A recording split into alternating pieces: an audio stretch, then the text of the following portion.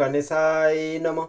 নমস্কার বন্ধুরা, আজকের কার্যক্রম মকর রাশিকে নিয়ে। মকর রাশির সেপ্টেম্বর 2025 কেমন যাবে চলুন জেনে নেওয়া যাক।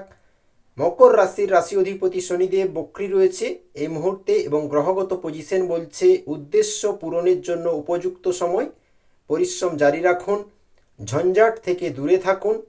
তবে সাংসারিক বিবাদ অনেক দূর পর্যন্ত যেতে পারে, তাই পরিস্থিতি সামলে চলুন।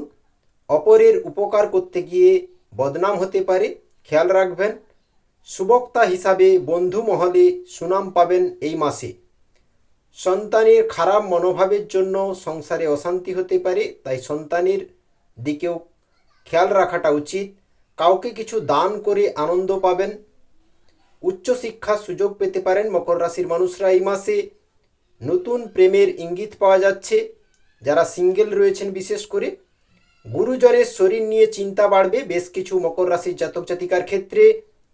স্ত্রীর জন্য কোনো বিপদ থেকে উদ্ধার হতে পারেন এই মাসে। মাসের শেষের দিকে ব্যবসার প্রতি নজর দেওয়াটা আবশ্যক। বন্ধুর বিপদে পাশে দাঁড়াতে পারবেন এই মাসে। অর্থভাগ্য যদি বলি, অর্থভাগ্য 40% অনুকূল থাকছে, কারণ খরচটা বেশি থাকায় সেভিংস ভালো হবে না। শেয়ার বাজারে বিনিয়োগ নিয়ে একটু চিন্তার কারণ থাকতে পারে যারা শেয়ার মার্কেট নিয়ে কাজ করেন। লটারি ও ফাটকা থেকে দূরে থাকুন।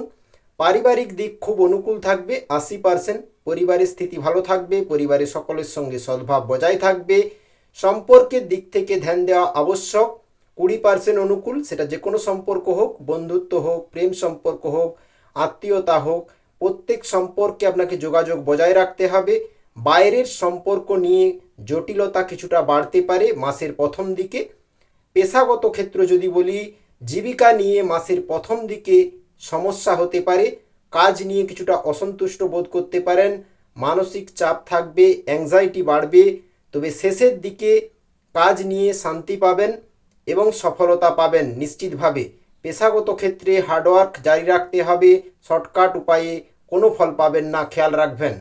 শুভ সংখ্যা হচ্ছে 68, 6, 8। শুভ দিক হচ্ছে দক্ষিণ দিক। শুভ রং হচ্ছে হলুদ।